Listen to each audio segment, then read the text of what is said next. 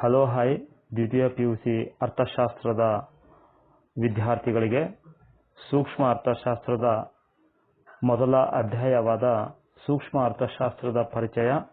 ಆ ಸೂಕ್ಷ್ಮ ಅರ್ಥಶಾಸ್ತ್ರದ ಪರಿಚಯದಲ್ಲಿ ಸೂಕ್ಷ್ಮ ಅರ್ಥಶಾಸ್ತ್ರ ಮತ್ತು ಸಮಗ್ರ ಅರ್ಥಶಾಸ್ತ್ರದ ನಡುವಿನ ವ್ಯತ್ಯಾಸವನ್ನು ಕುರಿತು ಇಂದು ನಾವು ಚರ್ಚಿಸೋಣ. ಹಾಗಾದ್ರೆ ಸೂಕ್ಷ್ಮ ಅರ್ಥಶಾಸ್ತ್ರ ಅಂದ್ರೆ ಏನು? ಸೂಕ್ಷ್ಮ ಅರ್ಥಶಾಸ್ತ್ರ ಅಂತಂದ್ರೆ ವೈಯಕ್ತಿಕ ಆರ್ಥಿಕ ಘಟಕಗಳಾದ ಈ ವೈಯಕ್ತಿಕ ಆರ್ಥಿಕ ಘಟಕಗಳು ಅಂತಂದ್ರೆ ಒಂದೊಂದು ಘಟಕಗಳು ಅಥವಾ ಸಣ್ಣ ಸಣ್ಣ ಘಟಕಗಳು. ಈ ಒಂದೊಂದು ಘಟಕ ಅಂತಂದ್ರೆ ಒಂದು ಉದ್ಯಮ ಘಟಕ, ಒಂದು ಕೈಗಾರಿಕೆ, ಒಬ್ಬ ಅನುಭೋಗಿ, ಒಬ್ಬ ಉತ್ಪಾದಕ ಇತ್ಯಾದಿಗಳನ್ನು ಕುರಿತು ಅಧ್ಯಯನ ಮಾಡ್ತಕ್ಕಂಥದ್ದು ಏನದಲ್ಲ ಅದಕ್ಕೆ ನಾವು ಸೂಕ್ಷ್ಮ ಅರ್ಥಶಾಸ್ತ್ರ ಅಂತ ಕರಿತೀವಿ. ಹಾಗಾದ್ರೆ ಸಮಗ್ರ ಅರ್ಥಶಾಸ್ತ್ರ ಅಂದ್ರೇನು? ಸಮಗ್ರ ಅರ್ಥಶಾಸ್ತ್ರವು ಸಮಗ್ರ ಆರ್ಥಿಕತೆಯ ಅಧ್ಯಯನವಾಗಿದೆ. ಸಮಗ್ರ ಆರ್ಥಿಕತೆಯ ಅಧ್ಯಯನವಾಗಿದೆ. ಇಲ್ಲಿ ಸಮಗ್ರ ಬೇಡಿಕೆ ಅಂತ ಬರುತ್ತೆ. ಸಮಗ್ರ ಬೇಡಿಕೆ ಅಂತಂದ್ರೆ ಇಡೀ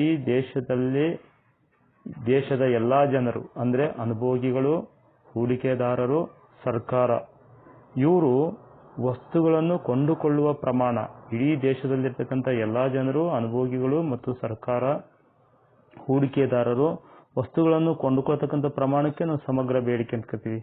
ಸಮಗ್ರ ಪೂರೈಕೆ ಅಂತಂದ್ರ ಇಡೀ ದೇಶದಲ್ಲಿ ಉತ್ಪಾದಿಸಿರ್ತಕ್ಕಂಥ ಸರಕುಗಳ ಪ್ರಮಾಣ, ಅದಕ್ಕೆ ನಾವು ಸಮಗ್ರ ಪೂರೈಕೆ ಅಂತ ಕರಿತೀವಿ. ಒಟ್ಟು ರಾಷ್ಟ್ರೀಯ ವರಮಾನ, ಒಟ್ಟು ಉದ್ಯೋಗ, ದೇಶದಲ್ಲಿರ್ತಕ್ಕಂಥ ಉದ್ಯೋಗದ ಪ್ರಮಾಣ ಇತ್ಯಾದಿಗಳ ಬಗ್ಗೆ ಅಧ್ಯಯನ ಮಾಡುವುದಕ್ಕೆ ನಾವು ಸಮಗ್ರ ಅರ್ಥಶಾಸ್ತ್ರ ಎಂದು ಕರೆಯುತ್ತಾರೆ. ಹಾಗಾದ್ರೆ ಸಮಗ್ರ ಅರ್ಥಶಾಸ್ತ್ರವು ಆರ್ಥಿಕತೆಯಲ್ಲಿನ ಭಾಗಶಃ ಸಮತೋಲನವನ್ನು ಅಭ್ಯಸಿಸುತ್ತದೆ. ಭಾಗಶಃ ಅಂತಂದ್ರೆ ಒಂದೊಂದು ಘಟಕಗಳ ಬಗ್ಗೆ, ಸಣ್ಣ ಸಣ್ಣ ಘಟಕಗಳ ಬಗ್ಗೆ ಅಧ್ಯಯನ ಮಾಡ್ತಲ್ಲ, ಅದಕ್ಕೆ ಈ ಸೂಕ್ಷ್ಮ ಅರ್ಥಶಾಸ್ತ್ರವು ಆರ್ಥಿಕತೆಯಲ್ಲಿನ ಭಾಗಶಃ ಸಮತೋಲನವನ್ನು ಅಭ್ಯಸಿಸುತ್ತದೆ ಅಂತ ಹೇಳುತ್ತೇವೆ. ಮತ್ತು ಸಮಗ್ರ ಅರ್ಥಶಾಸ್ತ್ರವು ಆರ್ಥಿಕತೆಯಲ್ಲಿನ ಸಾಮಾನ್ಯ ಸಮತೋಲನ ಅಂದ್ರೆ ಇಡೀ ಆರ್ಥಿಕ ವ್ಯವಸ್ಥೆಯನ್ನೇ ಅಧ್ಯಯನ ಮಾಡ್ತಿರ್ತದೆ.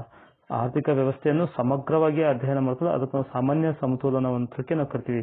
ಹೀಗಾಗಿ ಸಮಗ್ರ ಅರ್ಥಶಾಸ್ತ್ರವು ಆರ್ಥಿಕತೆಯಲ್ಲಿನ ಸಾಮಾನ್ಯ ಸಮತೋಲನವನ್ನು ಅಭ್ಯಸಿಸುತ್ತದೆ.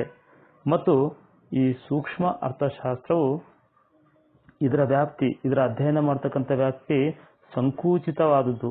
ಯಾಕೆ ಸಂಕುಚಿತವಾದದ್ದು ಅಂತಂದ್ರೆ ಸೂಕ್ಷ್ಮ ಅರ್ಥಶಾಸ್ತ್ರವು ಕೇವಲ ಒಂದೊಂದು ಘಟಕಗಳ ಬಗ್ಗೆ, ಸಣ್ಣ ಸಣ್ಣ ಘಟಕಗಳ ಬಗ್ಗೆ ಅಧ್ಯಯನ ಮಾಡುವುದರಿಂದ ಇದರ ಅಧ್ಯಯನ ವ್ಯಾಪ್ತಿಯು ಸಂಕುಚಿತವಾದದ್ದು. ಆದ್ರೆ ಸಮಗ್ರ ಅರ್ಥಶಾಸ್ತ್ರದ ವ್ಯಾಪ್ತಿಯು ವಿಶಾಲವಾದದ್ದು ಅಂತ ಹೇಳ್ತೀವಿ. ಯಾಕೆ ಇದಕ್ಕೆ ವಿಶಾಲವಾದದ್ದು ಅಂತಂದ್ರೆ ಇದು ಇಡೀ ದೇಶದ ಸಮಗ್ರ ಬೇಡಿಕೆ, ಸಮಗ್ರ ಪೂರೈಕೆ, ಒಟ್ಟು ರಾಷ್ಟ್ರೀಯ ವರಮಾನ, ಒಟ್ಟು ಉದ್ಯೋಗ ಹೀಗೆ ಎಲ್ಲವನ್ನು ಕುರಿತು ಕುಲಂಕುಷವಾಗಿ ಅಧ್ಯಯನ ಮಾಡಬೇಕಾಗ್ತದೆ. ಹೀಗಾಗಿ ಸಮಗ್ರ ಅರ್ಥಶಾಸ್ತ್ರದ ಅಧ್ಯಯನದ ವ್ಯಾಪ್ತಿಯು ಏನಾಗಿರುತ್ತೆ ಅಂತಂದ್ರೆ ವಿಶಾಲ ವ್ಯಾಪ್ತಿಯಾಗಿರುತ್ತದೆ. ಅದೇ ರೀತಿಯಾಗಿ ಸೂಕ್ಷ್ಮ ಅರ್ಥಶಾಸ್ತ್ರವು ವೈಯಕ್ತಿಕ ಮಾರುಕಟ್ಟೆಯ ಬಗ್ಗೆ ಅಧ್ಯಯನ ಮಾಡ್ತದೆ. ವೈಯಕ್ತಿಕ ಮಾರುಕಟ್ಟೆ ಅಂದ್ರೆ ಒಂದು ಮಾರುಕಟ್ಟೆ, ಆ ಒಂದು ಮಾರುಕಟ್ಟೆಯಲ್ಲಿರ್ತಕ್ಕಂಥ ಬೇಡಿಕೆ ಮತ್ತು ಒಂದು ವೈಯಕ್ತಿಕ ಮಾರುಕಟ್ಟೆಯಲ್ಲಿರ್ತಕ್ಕಂಥ ಪೂರೈಕೆಯನ್ನು ಅಧ್ಯಯನ ಮಾಡ್ತಾ. ಆದ್ರೆ ಸಮಗ್ರ ಅರ್ಥಶಾಸ್ತ್ರವು ಇಡೀ ದೇಶದ ಒಟ್ಟು ಬೇಡಿಕೆ, ಇಡೀ ದೇಶದ ಒಟ್ಟು ಪೂರೈಕೆ ಕುರಿತು ಅಧ್ಯಯನ ಮಾಡ್ತದ.